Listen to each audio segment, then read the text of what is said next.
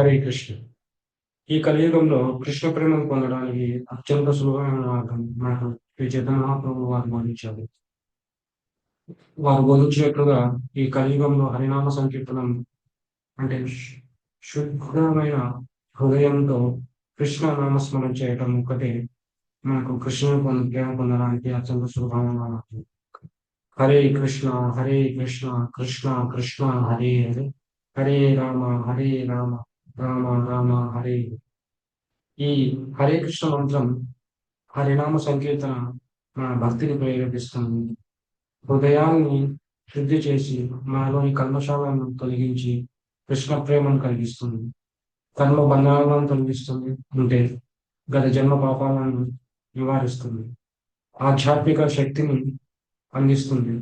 మానసిక ప్రశాంతత మరియు ఆనందాన్ని అందిస్తుంది. కృష్ణ కృపను పొందడానికి నేరైన మార్గం ఉంది.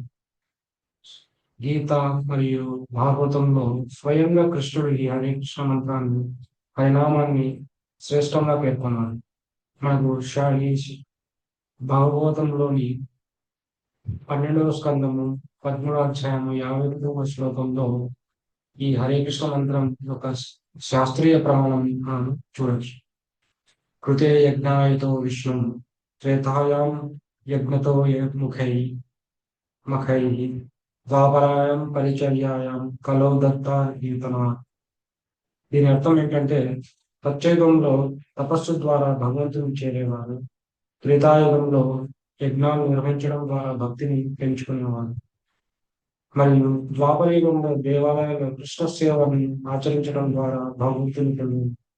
కలియుగంలో ఈ కేవలం హరినామ సంకీర్తనం ద్వారా మోక్షాన్ని పొందవచ్చు. మరి అలాంటి హరినామాన్ని ఎలా జపించాలి? ప్రతిరోజు నిశ్చిత సమయానికి, ప్రాతకాలం సమయానికి కుదిరితే ప్రాతకాల సమయం మంచిది. ప్రాతకాల సమయానికి హరే కృష్ణ మంత్రం జపించడం, ధ్యానం మరియు ఏకాగ్రతతో ఈ మంత్రాన్ని జపించడం, హరినామాన్ని భక్తిభావంతో వినయంతో గానం చేయటం మరియు భక్తుల సహవాసంలో కీర్తనలకు హాజరవ్వటం, కృష్ణునిపై సంపూర్ణ విశ్వాసంతో హరినామాన్ని జపించడం కేవలం మోక్షం మాత్రమే కాదు, ఈ హరినామం వల్ల మనకు అత్యున్నతమైన కృష్ణ ప్రేమను మనం పొందగలం.